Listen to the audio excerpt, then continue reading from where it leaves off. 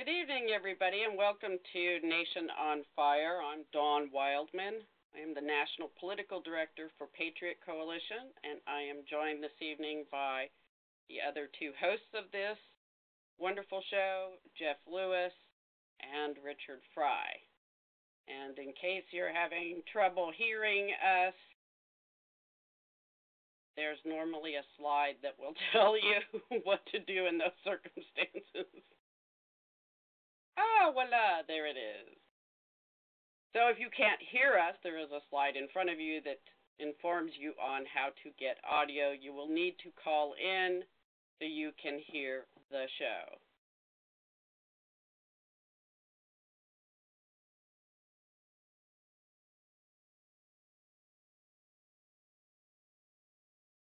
Last week we discussed the executive amnesty, treason to the Constitution.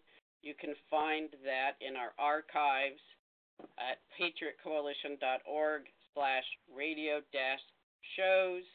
You can find all of our previous radio shows in the archives on our website.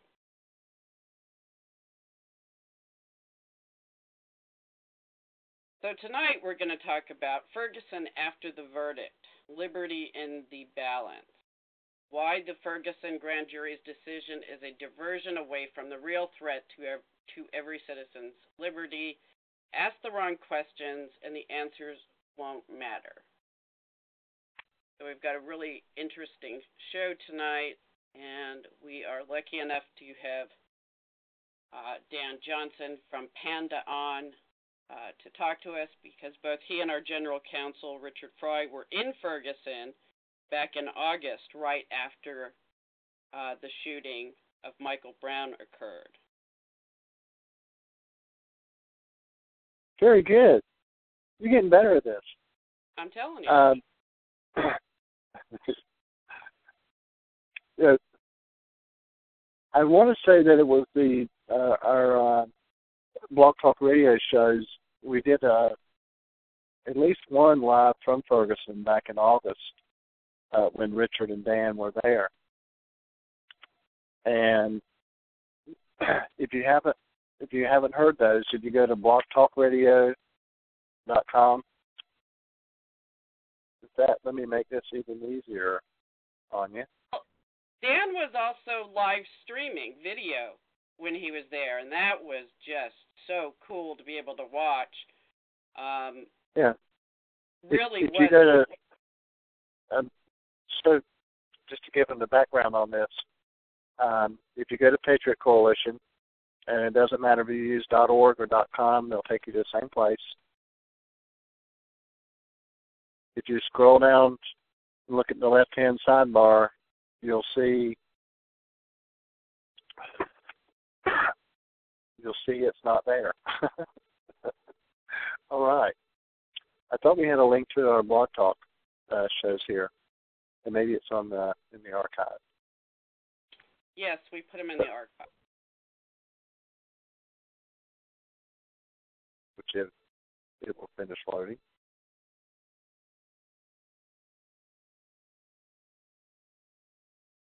Yes. So if you go to Patriot Coalition, click on Archive, scroll down to the bottom, you'll find a link to our Blog Talk Radio Show archives, which we stopped doing in September and started doing the webinar so we could actually show you information, not just tell you about it. I would encourage you, if you didn't listen to the live shows we did from Ferguson with Richard and Dan, that you should go back and listen to them, because what's going on now, we warned you about back in August, that the focus that the media was taking, that the public was taking, that the government was taking, was way out of whack. Yeah, I'm really interested to hear Dan's perspective now after being literally in the belly of the beast back then. And if you go, and I'm going to show them this too right quick, if you go to ustream.tv, got up here in the address bar, ustream.tv/channel/feeling so fly. That's Dan's Ustream channel, and I don't know, he can tell you. But if you look at the list here, I think actually the ones here from 3 weeks ago were actually from an event he covered in D.C., but if you scroll on back, there are tons of recordings that Dan did live from Ferguson over probably a 2-week period. And the D. Hauser-looking guy up in the corner. That's that. There's a difference between illegal and immoral. Don't cross that line. That sounds like my live stream channel, all right. Yes, it was. If I can get you to shut up long enough, Dan, so you can talk. Yeah, it was extraordinary, Dan. I'm still so grateful that you had the ability and the opportunity and the wherewithal, frankly, to do that, because it made us feel like we were right there with you. So if since you and Richard were there, and I know you either stayed or you went back, Richard, if you and Dan could give us just a brief a preview or a recap of what happened in August while y'all were there, and your perspectives of what you've seen since then. Counselor? Well, what I saw when I was there was basically you had law-abiding citizens that were protesting a situation that they felt was unfair. I didn't see a lot of criminal activity. In fact, what I say is there wasn't a general riot. There was a protest of several thousand citizens exercising their rights that are referred to in the First Amendment, and there was some peripheral crime around the edges. I don't know that there was ever any situation where there was an all-out riot. I think that most of the situations, there was some looting. In fact, I was amazed at the lack of damage. In other words, windows broken. There was a quick trip that had been burnt out. But I was amazed at the lack of damage in the protest area. I mean, it just wasn't that extensive. Now, what I've seen since then has been much worse. I mean, it was, I don't know how many buildings have been burnt, and that's a totally different situation than was current in August from my perspective. And frankly, this kind of getting a little bit beyond what we're talking about, I think that, we know now, based on information that was collected by the ACLU through Freedom of Information requests, there's irrefutable evidence that they imposed a no-fly zone simply to keep the media out. And it's clear to me the reason they didn't want the media in there, particularly up above, is what you would have seen was a bunch of innocent protesters being coerced and abused basically by paramilitary law enforcement. You would have seen that it wasn't a general riot. So, I mean, that's kind of what I saw there. And we, largely what I saw was what I saw on TV before I went down, and some of what I came back. You had law enforcement officers illegally, in my opinion, pointing firearms at innocent, law-abiding citizens exercising their First Amendment rights. There was account after account of people being laser dotted. We saw paramilitary police persons pointing machine guns, M16s, shotguns. We know that there were 2 reporters that were coerced and encouraged to leave, and when they wouldn't, the police came back and shut down the McDonald's they were in for no apparent reason and arrested them, took them into custody. They were never actually formally booked.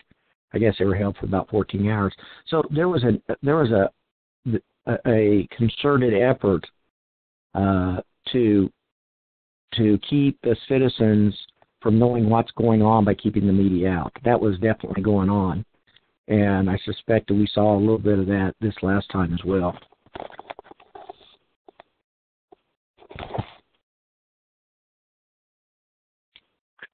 Dan, was that your experience as well? Yeah, I think my experience goes a little bit deeper than that. I was down there for a couple of weeks, and not only did I see what Richard saw, which is mostly law-abiding people or peaceful people walking around, but you had, if anyone wants to go on my live stream, they can see you had a 5-second rule enforced at one point on the protests. And this was, if you were standing somewhere longer than 5 seconds, you would be arrested. And even further than that, I saw, and in doing the research that I did when I was down there, it kind of matched up with it, I saw the racial tensions, not necessarily between the white people in Ferguson, but between white police officers and the majority black community in Ferguson.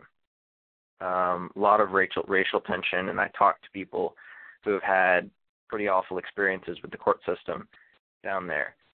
So there was an element of police militarization. There's an element of racism. There was an element of destruction of property. But all of it comes down to the decisions that were made by police and by their higher-ups, such as the governor and such as the mayor of Ferguson and such as the commissioners of St. Louis County.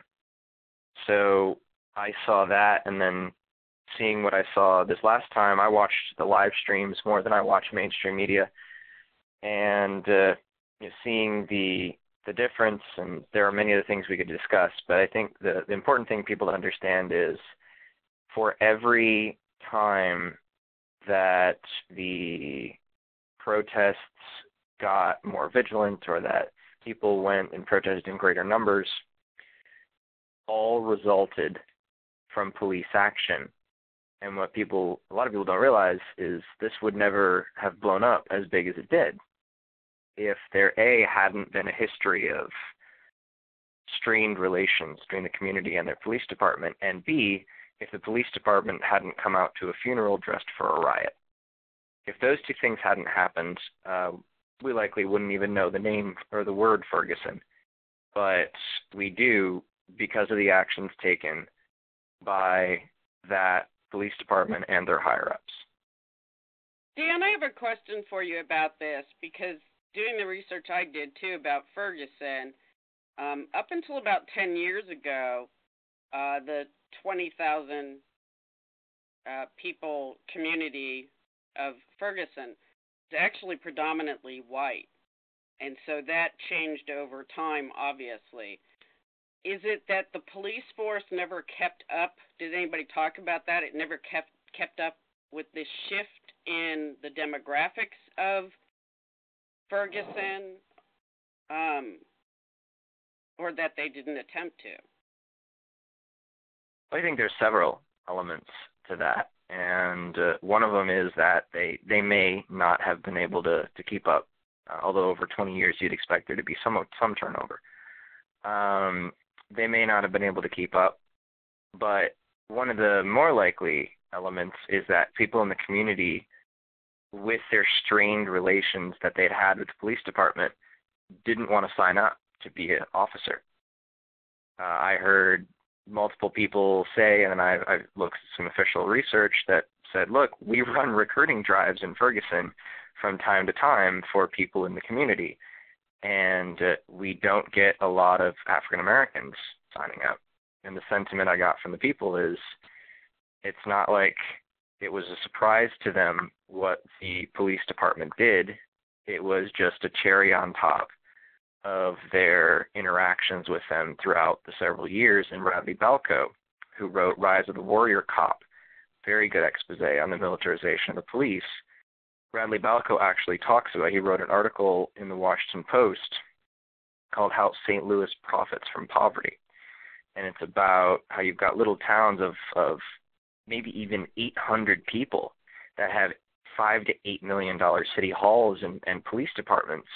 And the reason is they write as many tickets as possible and basically have little, he called them fiefdoms in the area. So there's this long-standing tensions between the predominantly black community and their police department. And I think that also is a big contributing factor to the racial makeup of the Ferguson Police Department.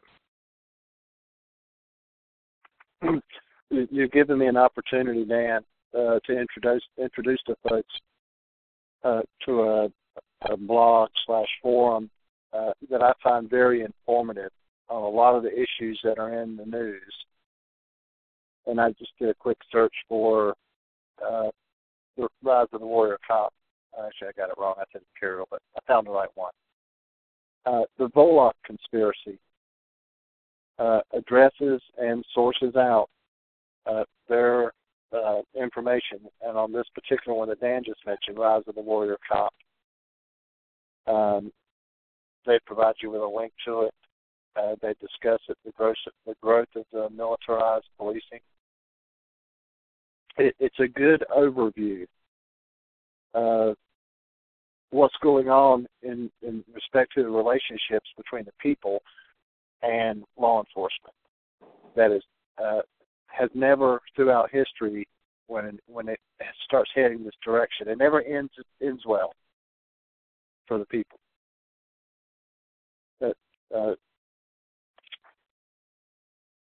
So if you want the direct link to what Dan was just talking about, just do a Google search for Rise of the Warrior Cop or the Volokh conspiracy.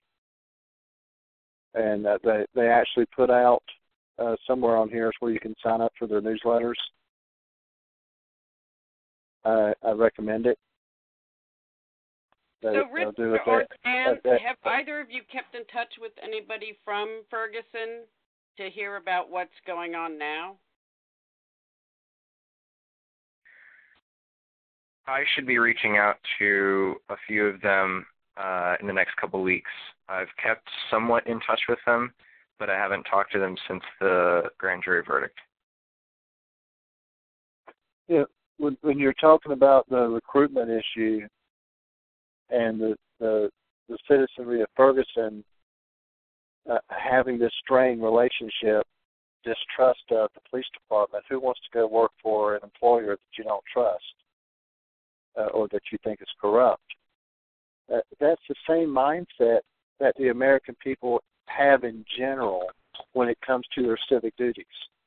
They don't want to get involved in politics because politics is dirty.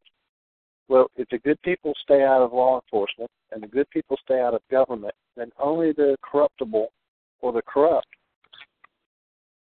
will be in law enforcement and will be in government. Well, and so even the expose of that Ferguson really has become the microcosm of a bigger national concern, which is the over-militarization of police. You would think that this would sort of create this, we really must do something about this coming from Washington, from the administration, where in fact all the president has seemed to do is truly institutionalize and actually build more government out of the 1033 program, which is the program that gets all of this, all the tanks and the planes and the weaponry that are given out to local law enforcement. That's the program by which all this stuff moves. And well, I do want to jump in there real quickly and note a few things on what you said before you go on. And that is that you're right, the 1033 program is one of the pipelines that provides material such as extra mine-resistant ambush protected vehicles, grenade launchers, etc. There's several databases online that you can look and see if your county has a mine-resistant ambush protected vehicle. My state university, Ohio State University, actually has one to, defend it against the underage drinkers. But the other thing that I think is important to note is if we're going to place the blame, we're going to call people out when it comes to Congress and when it comes to militarization. The people we need to call out is not the president and not his administration. If you look at his recent proposal, I very rarely agree with him. But you look at his recent proposal for police body cameras, and you look at some of the other things that he's said since Ferguson.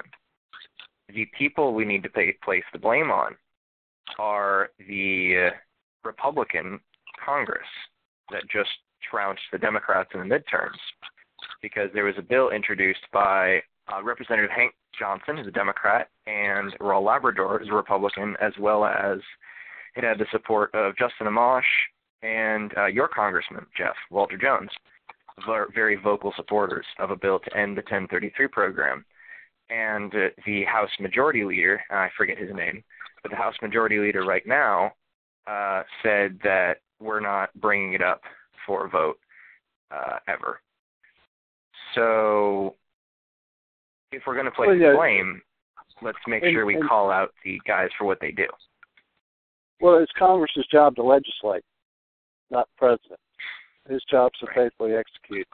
But what he mentioned about the cameras, and they're looking for $75 million to buy these cameras with. Okay, cameras are a good idea, but what he said about the 1033 program, and I don't think he mentioned it specifically by name, but his solution to this problem in Ferguson wasn't as raising the question as to whether or not state and local law enforcement should have this militarized equipment, but if they have the right kind and if they know how to use it, and that they don't use it in the wrong, for the wrong reason. Not whether they should have it at all, but just do they know what to do with it, and what circumstances to use it. Well, our police are not military, and they don't need to be militarized. And I know y'all experience this personally. It was hard to tell in Ferguson where the police stopped and the military began, just by looking at what they were wearing and what type of equipment they had. Mm-hmm. That's not a discernment that the average citizen or resident should have to make. You should know clearly, this is the police I'm dealing with. This is the military. If you don't know who you're dealing with, you don't know where your rights begin and their authorities end. And I like that you brought that up, because when I was in Ferguson at the south end of West Florissant Street, there was a Schnucks grocery store where the police command post and National Guard command post had been set up. And one of the nights I had run out of battery on my phone. I'd run out of battery on all my external batteries. I'd run out of battery on everything besides my camera, and I had very little in that. So I was waiting for a ride out of there, and not in the command post, sitting outside the command post, and two National Guard MPs come up and ask me what I'm doing there. And I tell them I'm waiting for a ride. And then they say, well, you're going to have to leave the parking lot. As much as I would say it was my First Amendment rights to assemble there, as it was not part of the police command post, I didn't know what my rights were when the National Guard is the only people in the vicinity. What is going to happen to me if I disobey or if I try to assert my rights? And that was probably one of the scariest times I had down there. Yeah, Deborah mentioned First Amendment right to peaceably assemble. That was one of the things that really bothered me about how the police handle things in Ferguson, and continue to, is that they give lip service to the First Amendment, to your right to peaceably assemble, and yet that's only as long as you keep moving. You can't peaceably assemble in one spot, and that was ludicrous. And part of the problem, that is the public's fault, the citizens of Ferguson. This is their fault. It is their responsibility to know what their rights are. It is not the police department's responsibility or the National Guard or the governor. It's not anybody else's responsibility to teach you what your rights are under the Constitution. It's yours. Nobody's going to look out for your rights more or has a more vested interest in your freedom and your liberty than you do. And when the American people put that in the hands of other people to make all the decisions, this is what you get. And then when they step across the line, you don't know where the line was necessarily, or when they stepped across it, or how you should respond. And they didn't learn that lesson. And they didn't learn that lesson. And I know you and Richard, you talked to some folks there about it, and you're looking at opportunities for an ongoing educational mechanism in Ferguson to help teach the people what their rights are and how to engage in and participate in self-governance. I think the sensationalism of the race baiting and the race baiting industry and the politics coming out of the current administration and the media's slant on what happened in Ferguson and what's happening in Ferguson has kind of drowned out the heavy lifting, the roll your sleeves up work is to learn what your rights are and to engage in government and to participate in your own government. That's not glamorous. It's not newsworthy. How do you get past that? Well, I think, Jeff, this is Richard. One of the things that people have to understand that if they think this was a racial issue, then they're not paying attention. There's not a policy that's being perpetuated here in the United States that says that we're going to respond in a paramilitary fashion to black populations. That's not what's going on. The government is preparing to address any concerns or issues they have with the citizenry in a military fashion. And we saw that at the Boston bombing. We saw it at Katrina, where they were going into houses and taking firearms away from people and breaking open their safes. We saw it here in Kansas when we had the big tornado at Greensburg. They did the same thing. Law enforcement, military were confiscating weapons and leaving innocent, law-abiding citizens unprotected. And that's what they've got to understand. That's the issue to be addressed. This nonsense of all the racial stuff, and there are some racial issues and components that need to be addressed, and those are going to be long-term social type changes that need to occur. But people had better wake up as to what's going on. And we know, you and I both know, all of us know here, that there's been a concerted effort by some factions in the federal government, primarily coming out of the Homeland Security, to officially vilify conservatives, constitutionalists, traditionalists, calling them potential domestic extremists and terrorists. They've identified in formal and official reports from Homeland Security and numerous state fusion centers, which are basically a federalization of the state and local police departments. They've vilified third-party candidates, members of third parties, veterans over and over and over.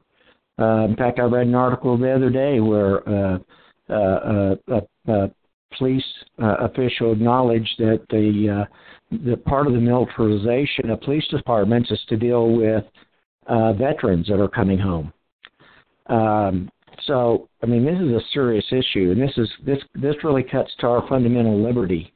You know, this is the goose stepping kind of stuff that's going on that people need to understand.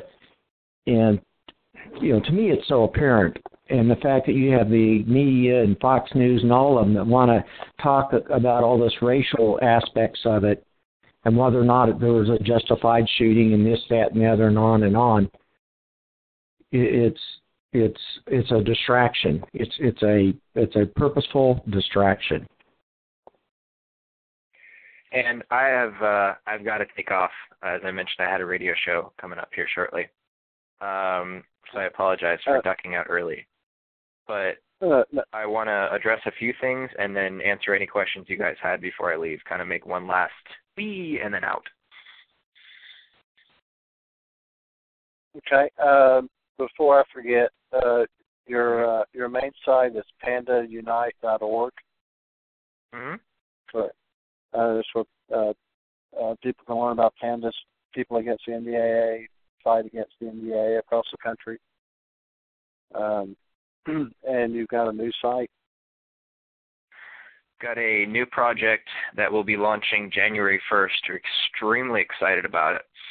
It is the Solutions Institute. It's the first ever activism consulting firm where we can take people's ideas, if they just have an idea, and turn it into real action, or us, or myself, and the just shy of 30 advisors we have on board in every area from media to organization can take a look at an existing activist movement, and all the activist has to do is fill out a form, and we'll help them in several different areas. We were able to turn a protest in my hometown from a protest with 15 people in it that would have ended there to a protest with 30 people at it, which got covered by 2 local news stations and the local hometown paper, and facilitated a little bit of change at the county level and turned into a bit of a movement rather than just the one-day stand, go home. So I'm very excited about it, and it's at solutions-institute.org. We officially launched January 1st. Excellent. Now, in the follow-up with the folks in Ferguson, we'd be interested in some more feedback from how they feel now and moving forward about solutions that they think are viable or willing to participate in, especially when it comes to education about their civic engagement and their knowledge of the Constitution and the principles of liberty, how government's supposed to work. If they don't know how the rules are and the rules of engagement, they're going to keep losing this battle with their public servants. Right. So exactly. So if you have any closing comments? Yeah, I have a couple closing comments. Was there any other questions you guys wanted me to answer before I took off?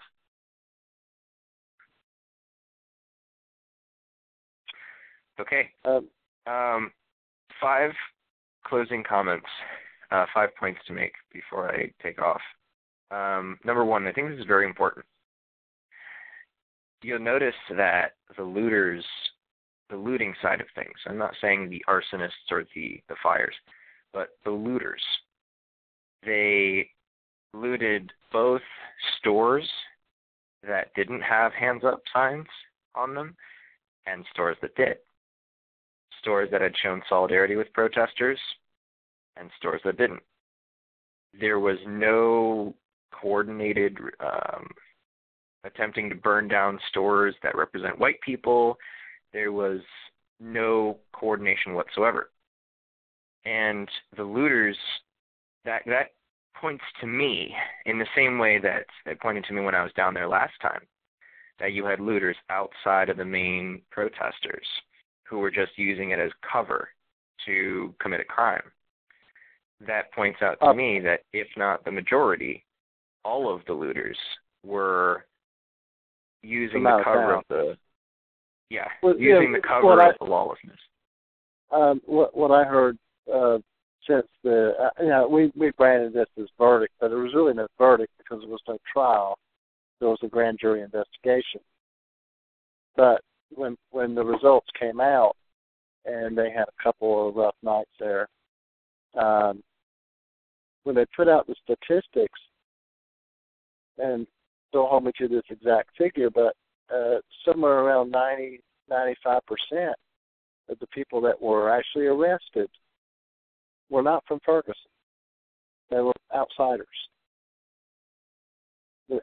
And that was the case most of the days, that the people that were starting fires, doing the violence, the looting, that the bulk of them were criminal opportunists from out of town.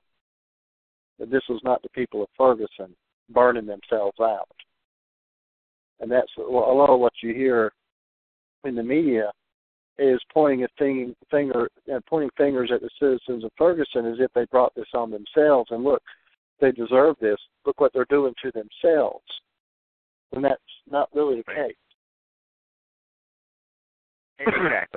Exactly. I mean, there was a live streamer who had 200,000 people watching his channel, and somebody stole his camera right out of his hand. Like, they stole his phone out of his hand as he's live streaming. That doesn't show a solidarity with the protesters at all. But a couple other points to make. Number two, as Richard mentioned, it isn't all about race, but I'd be lying to you if I said there isn't a racial element to it. And it's important that when you're talking about this, and that when people are talking about this, they don't take the opposite side, which is, oh, well, it's all race baiting. There is a racial element to it.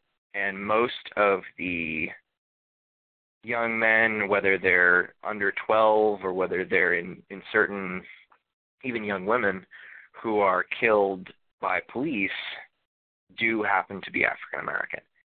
And there is even an example a couple days ago where one NYPD officer who was black was chasing down a suspect and was shot by the other NYPD officer who thought he was the suspect.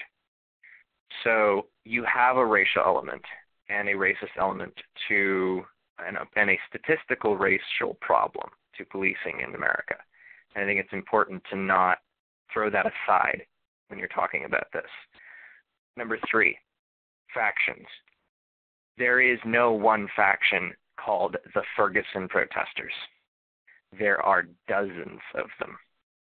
There may even be 4 very well-funded groups that I can think of, Black This Out, Ferguson Action, and a couple others. But there are dozens of factions, whether it's the religious communities, whether it's the socialist communities, whether it's whatever. Dozens of factions down there. Right. It's like referring to the Tea Party as one voice, one mission. Is absurd. Exactly. And number 4, there are 2 groups I want to highlight that have done a really good job in Ferguson. Those are Cop Watch. Cop Watch actually has completed 2, but set up and completed 2 classes for Ferguson residents on their constitutional rights, after which the resident who completes the class was given a small body camera. And they have done an amazing job down there. They actually set up a group, the Canfield Watchmen, out of the neighborhood where Mr. Brown was shot, and have just done a really good job down there, and I really praise and respect the efforts that they've gone through to educate the citizens down there on their constitutional rights. And then Oath Keepers, who has done a great job this time around, and to a certain extent last time around in Ferguson. In fact, you can look up, there's a Fox, I want to say it's Fox 11 or Fox 8. So it's the Fox station in St. Louis that did an interview with Sam Andrews, one of the Oath Keepers down there, in which they recount the first time they really met the protesters. And one of the relatives of Michael Brown's family confronts one of the Oath Keepers and accuses them of being with the KKK. And the Oath Keeper happened to be of Filipino and Islander descent. And so it was really cold outside, but he pulled off his mask and said, "So they're expanding their employment opportunities?" Yeah. And the protesters have, according to the Oath Keepers, who are guarding businesses, and this should be a shocker for most people who've been paying way too much attention to Sean Hannity. The protesters welcome the Oath Keepers who are guarding the businesses from destruction with open arms. I think that's a very important point to make, and they've done a great job down there. And why was there even a need for an organization, an NGO like Oath Keepers, to come to Ferguson and protect those businesses? Because the state of Missouri doesn't have a constitutional militia.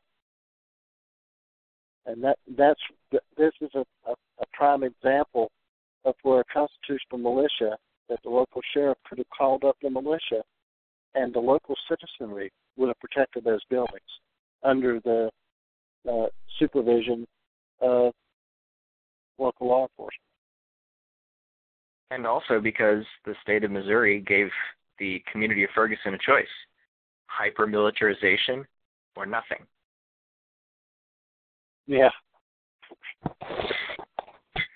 And then finally, and I'll leave on this, since it's about 15 minutes to my next show, but I'll leave on this. Don't Snowden this.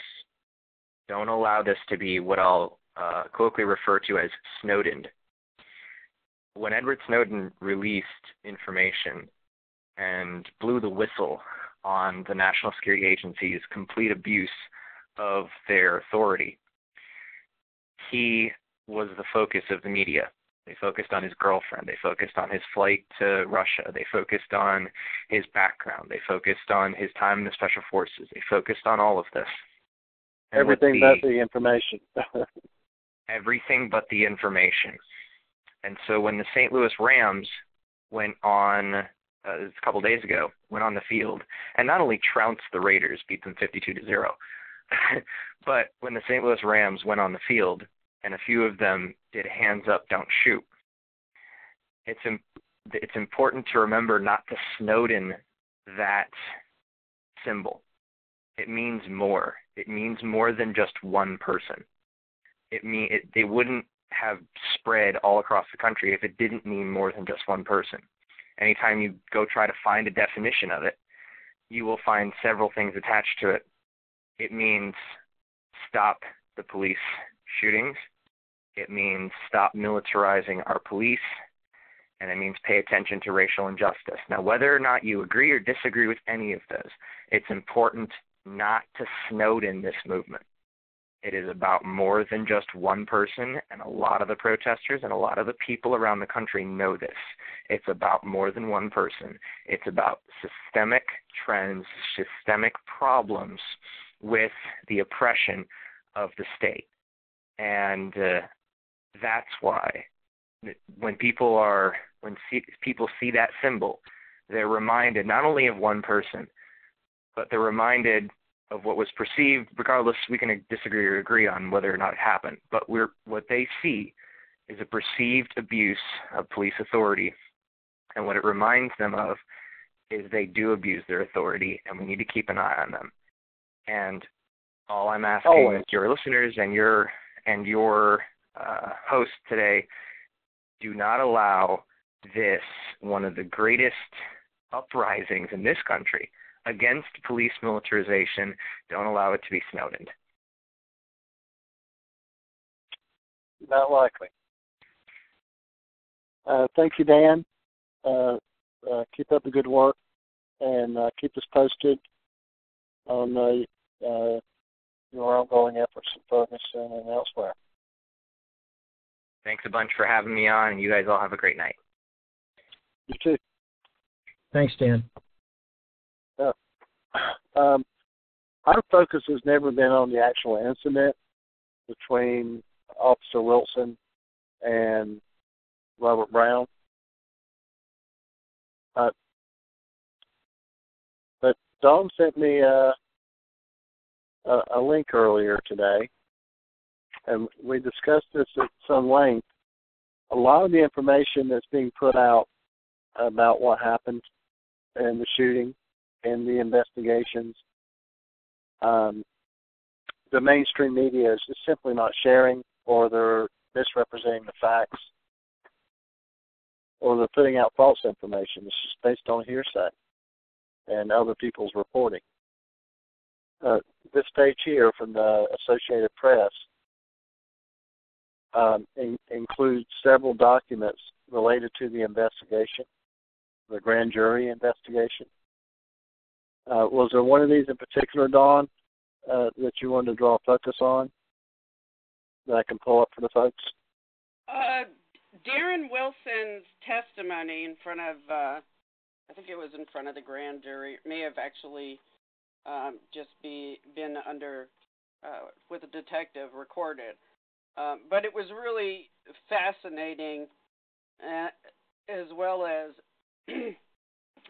when they were trying to track down Dorian Johnson, who was the BFF to Michael Brown that day, who was supposedly with him. He's the guy that started this whole thing that my friend was just standing there with his hands up and was, shot.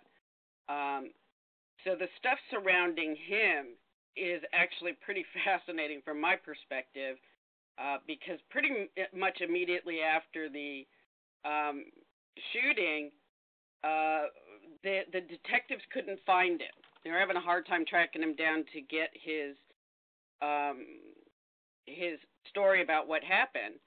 And they found his sister, and the sister told the detectives that when she spoke to him, he said he was in protective custody with the NAACP. And so the cops were kind of, a little confused by that and said, well, could you tell him we're looking for him? He's supposedly a witness. He later confessed, I guess, to his pastor that, who then called the police, said that he hadn't seen any of the stuff that he had claimed on TV, which included the hands up stuff. When he finally showed up 5 days later to be interviewed by the St. Louis County Police, he had they were also had DOJ attorneys there at the time. He had his own attorney. He refused to give a DNA sample for exclusion purposes, which made some of the forensic evidence they found even more interesting to me, because they didn't just find Michael Brown and Darren Wilson's DNA in some of the blood samplings. There were 3 or 4 other samples. Whose right. blood Something about this cornucopia of information, and these are the actual documents. Yes. If you go to, I'll paste this in the chat. Anybody that's there wants to copy it can. But if you go to this hosted.ap.org/specials/interactive/_ There's documents. like There's 77 documents. Right, and that's what I was wanting to point out is on this page, you see the first dozen of them. If you come down here in the bottom where it says page 2 of 7 and click the little right arrow, it'll pull up the next page and the next page. Well, so this is the thing. The reason I brought this up to Jeff earlier today is that one of the things that drives me crazy, whether or not anybody thinks it's important, I think the truth is always important. And when we allow false narratives to continue, it doesn't help anybody. It doesn't help a cause. It doesn't help the truth ring out. It perpetuates a falsehood. And I got to tell you, in reading, and I didn't go into this with any bias, whether or not, whatever happened was understandable, justified shooting, whatever, because nobody knew. But the fact that you had so many people that were immediately jumping on this, the NAACP, Al Sharpton, others, the fact that you have, because this makes me wonder, what's the next abuse? Is it going to be the DOJ's investigation? Because they even say to one of the witnesses they brought in that while they're explaining why they're there, that this person has already given their testimony to police detectives and told them what they saw. And now you have DOJ coming in saying, okay, well, we handle really, the big things. We're here for big investigations. We handle issues like national security, and I'm a civil rights attorney. And to quote this attorney, he said, we look at it because this is a police officer. It becomes a federal violation, okay? So what is it that, so they're already making a grounds, and you're telling a witness that you already think whatever has happened, this guy is guilty, and that needs to be highlighted. It's shocking to hear attorneys basically say this, that as far as we're concerned, there's a federal violation here, without even hearing what anybody has to say. But some other stuff. The forensic evidence was extraordinary. Nobody's talking about the fact of how this started, and the fact that Officer Wilson was accosted inside his police cruiser, and he was being beat up inside his car by Michael Brown.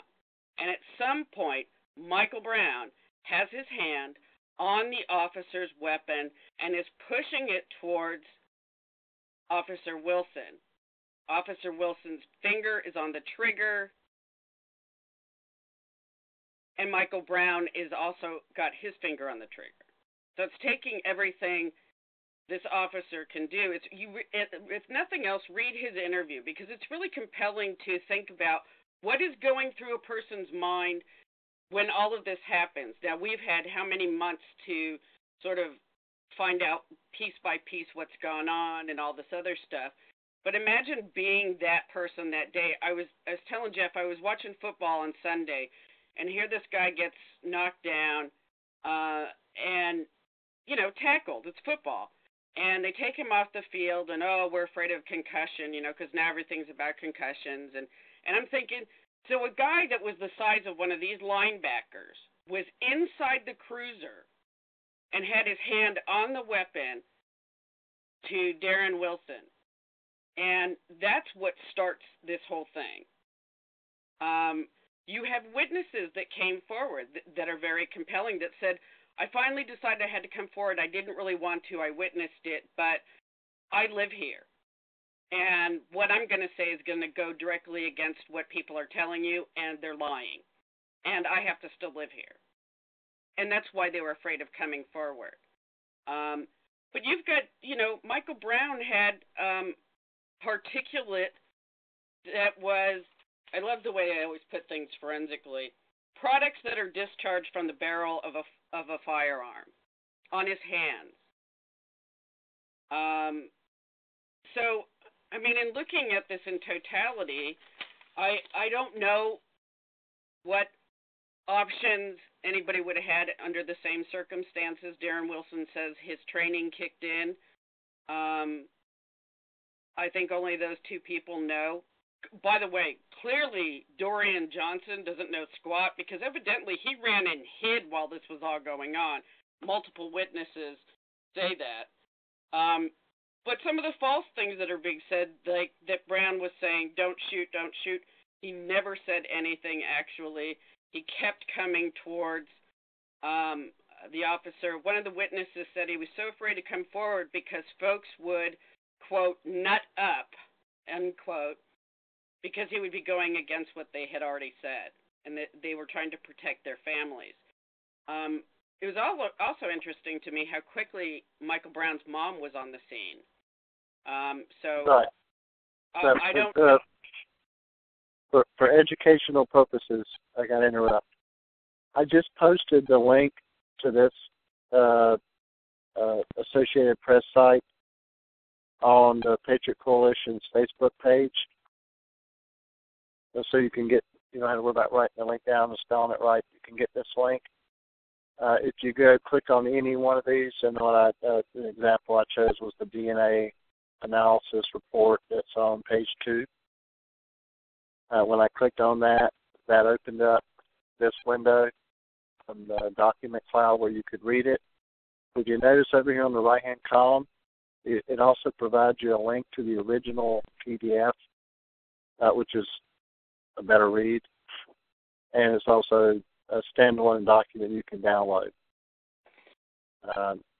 So anything and everything you wanted to know about the grand jury investigation, there's 77 documents here at this link, which is on the Patriot Coalition's Facebook page, that you can learn more about what actually happened, what the evidence says happened, what the witnesses said, what the grand jury was exposed to.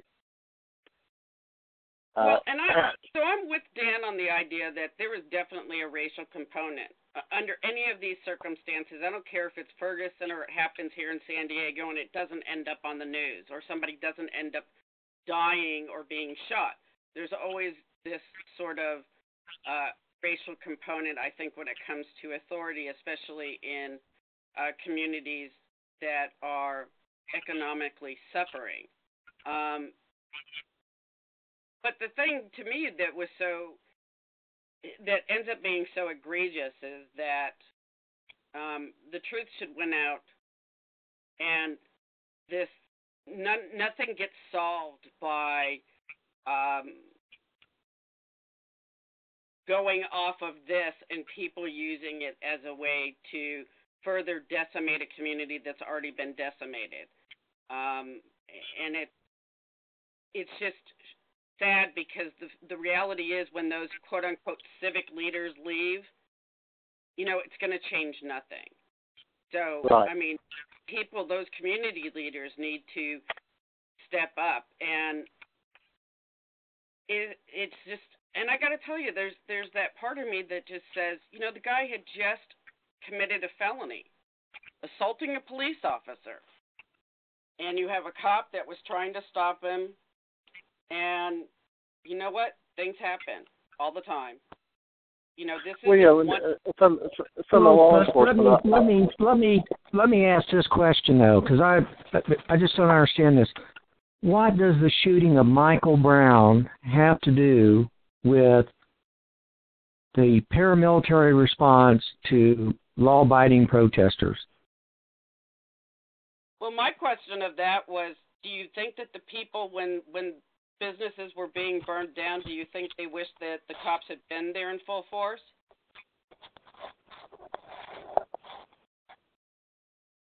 Because that's when the dynamic again, what's the question?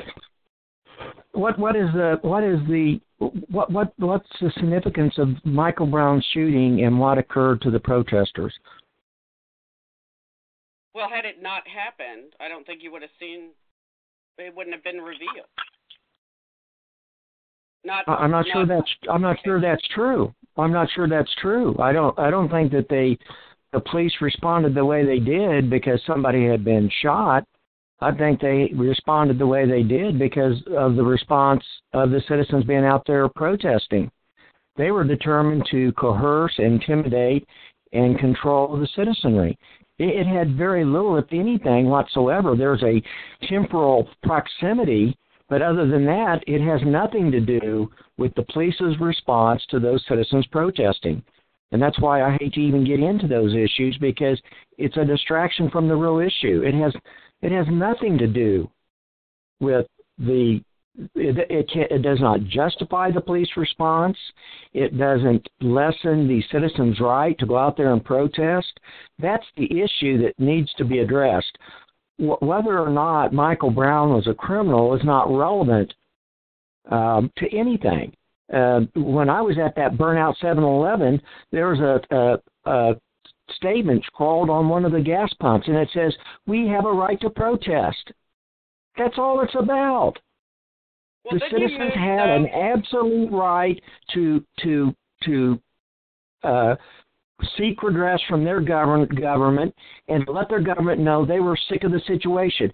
And I don't care if it's because they think that there's racism going on and someone's shooting black kids, or if they think that there are too many cats running around the neighborhood. They have a right to be there and protest, and they have a right to protest even if they're wrong.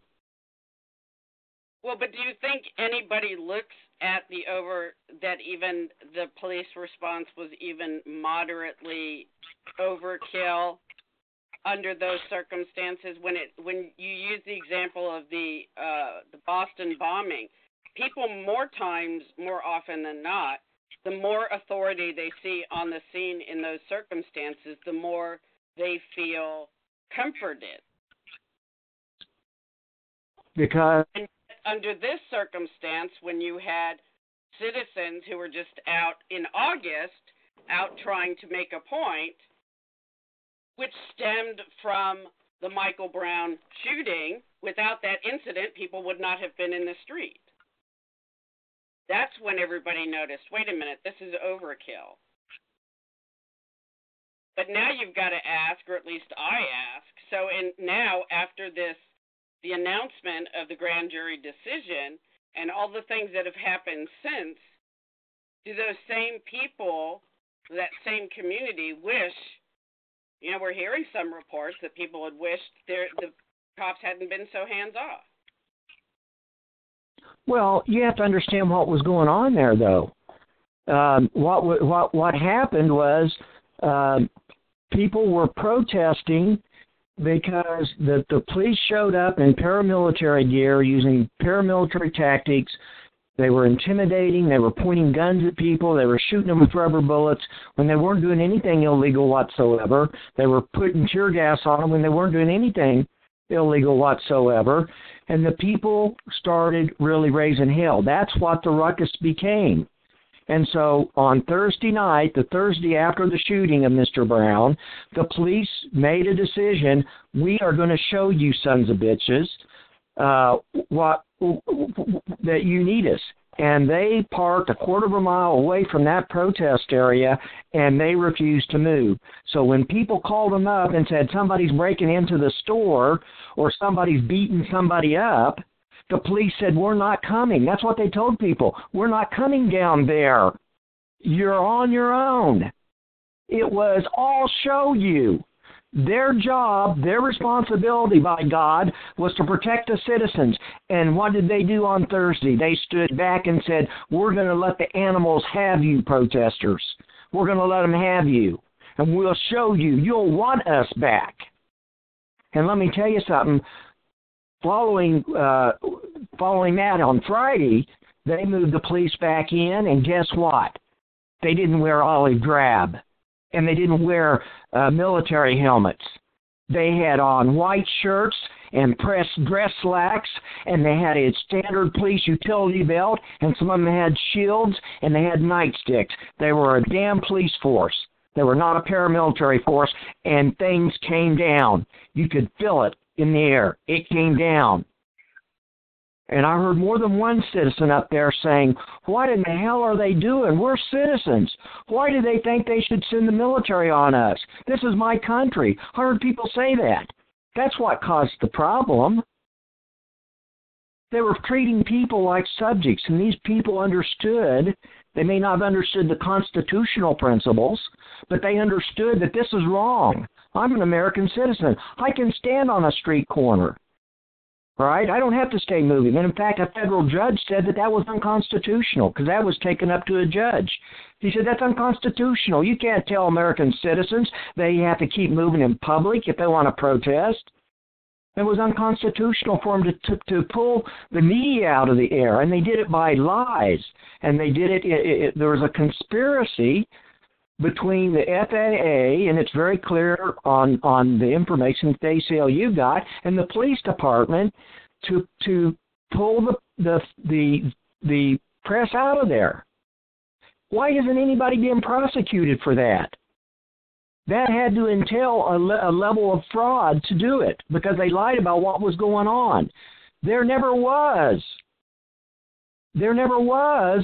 anybody shooting at a helicopter. See, that's what the story was supposed to be, right? There was no evidence. No one could come forward and say they saw it. There was no damage to a helicopter. There was no incident report ever filed. It was a lie. It was a lie perpetrated to deny the people of this country, of Ferguson, from knowing what the police were up to. And they were up to paramilitary oppression. That's what was going on. That's the topic. And if we want to talk about why more black kids are shot than white kids, we can get into that topic, but that's a whole different issue. And that's a result of social things that have been going on under liberal policies for the last 30 and 40 years of breaking down black families. 50 years. And I talked to a minister. I talked to a minister up there that acknowledged that. He says, "Yeah, we don't have we have most of these people. Kids don't have dads. They don't have an authority figure around. They're taught to dislike the cops because, the cops are going to arrest them. Well, they're involved in crime. That's the kind of stuff that happens when you don't have a solid family behind you, when you don't have a dad and mom that kicks your butt, when you don't do stuff and makes you do your homework. That's the part of the problem, and then they get involved in crime. And I think the stats show that even black cops shoot more black suspects than they do white suspects, and it has to do with the crime levels. Now, is there a racial component? Damn right, there's a racial component, because that population, I believe, was targeted. Yeah, they were targeted. They were targeted by social policies, social engineering. But it doesn't. I don't think it had to do with some white cop getting out of his police car, and I'm sure this crap happens. I know it happens, but I'm sure that cop didn't say, I'm gonna go shoot this black kid. I hope I get an opportunity to shoot this black kid. I don't think that happened. And the evidence is quite the contrary, but does it matter? It doesn't matter in terms of what was going on. And people have to understand the most dangerous thing to their liberty is their own government. That's always been the case throughout history. It's always been the case. And that's what we're seeing now. You're seeing a monster that is out of the pen, and if we don't get him back, it's not. Listen, they're not just going to be doing this to black communities. They did it in Boston. They did the same thing in Boston, but people in Boston were sitting there clapping their hands because paramilitary force was going in, pulling people out of their houses without a search warrant. That's un-American. Absolutely. Amen. Well, we're about 10 minutes over. I got a couple of things I want to share. Day after tomorrow, me and Richard, he from Kansas, me from North Carolina, are heading to D.C. This Saturday, if he doesn't back out, Richard will be Richard doesn't back out, but if Michael Ferris doesn't back out, Richard's going to be debating him at the Republican Party Virginia Advanced Conference Saturday. It says 9:45. It's scheduled to run till noon. It's going to be an excellent a debate. It's one that we've been trying to get for a year. And we've debated their executive director, several of their state directors, their staff council. 2 weeks ago, Richard and I debated Nick Dranius from the Goldwater Institute, Compact for America. If you're in the D.C. area this weekend and you want to see a lively debate between two titans on the opposite side of the issue, come to the conference center at it's actually at Dulles, where Dulles Airport is, from what I understand, the West Hills Marriott in Chantilly, Virginia. We'd love to see you there. Then on Monday, we're doing a forum from 6 to 10 Monday night in Falls Church, Virginia, with a whole host of speakers. From myself and Councilor Fry, our good friend Peter Boyce from New Jersey, Dr. Edwin Vieira from Virginia. Mitchell Shaw, who was with JDS for about 10 years and is an Article 5 guru of sorts. And Mr. Robert Broadus, who is one of the most articulate anti-federalists I've ever met.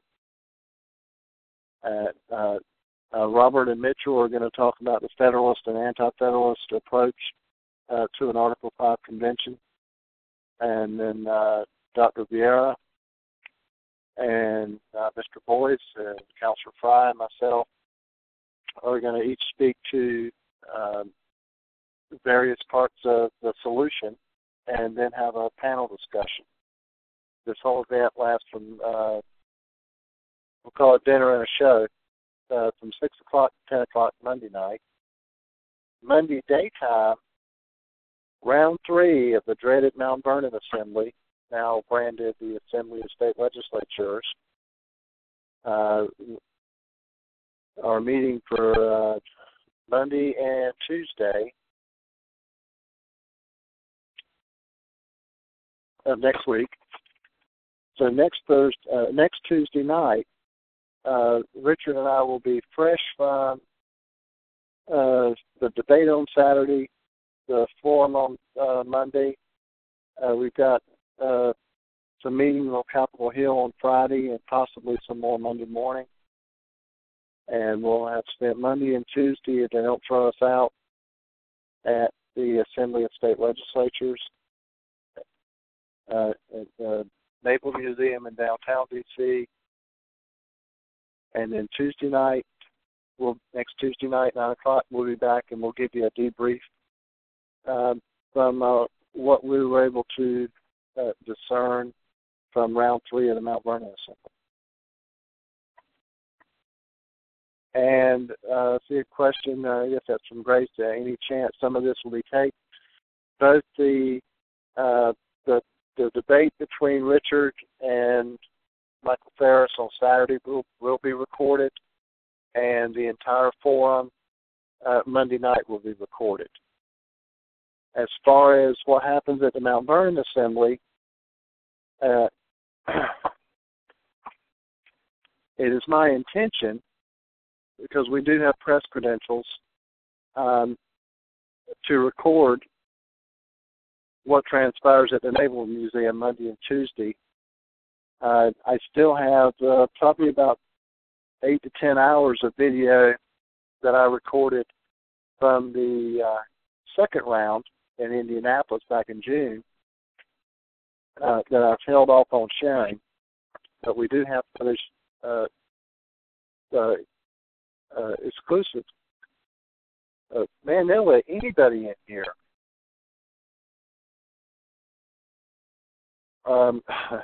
Mr. Callahan from Revitalize the Second Amendment's in the chat room, and he says he didn't have an opportunity to comment during the show.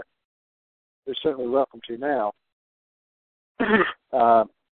And I'm assuming he couldn't comment because we haven't opened it up for comments, but I will do that here in a second. So join us next Tuesday night. The National Political Director, Don Wildman, our General Counsel, Richard Fry, Jeff Lewis, National Director of the Patriot Coalition, and we'll have some exclusive information for you next Tuesday that you're not going to hear anywhere else. If you want to visit us online at patriotcoalition.com, we've got a couple of Twitter accounts, Pat Coalition and Patriot Watchdog. Check us out on Facebook, Patriot Coalition.